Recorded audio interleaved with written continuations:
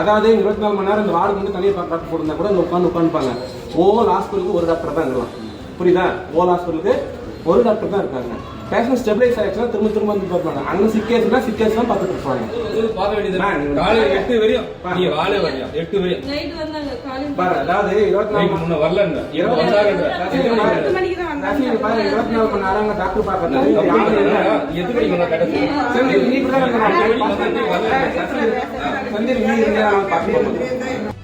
திருப்பத்தூர் மாவட்டம் பெரிய முக்கனூரைச் சேர்ந்த செந்தில்குமார் அஞ்சலி தம்பதியினரின் 1.5 வயது குழந்தை திவ்ய தர்ஷினி காய்ச்சலால் பாதிக்கப்பட்டு உயிரிழந்த நிலையில் திருப்பத்தூர் தலைமை அரசு மருத்துவமனையில் போதிய டாக்டர்கள் இல்லாததே குழந்தையின் இறப்புக்கு காரணம் என உறவினர்கள் குற்றம் சாட்டியுள்ளனர். வந்து பார்த்தாரு, 4-5 டைம் வந்து பார்க்க தான் பார்த்தாரு, இன்ஜெக்ஷன் போட்டாரு, எல்லாம் பண்ணாரு. அவர் வந்து பார்த்ததுக்கு பின்னாடி தான் குழந்தை பேசிச்சு. ஆனா வந்து என்னன்னா, ஒரு எமர்ஜென்சி வார்டுனா அந்த இடத்துல ஒரு டாக்டர் இருக்கணும். அங்க வந்து வெறும் செவிலியர்கள் மட்டும்தான் இருக்காங்களே தவிர டாக்டர்ஸ் கிடையாது அந்த இடத்துல.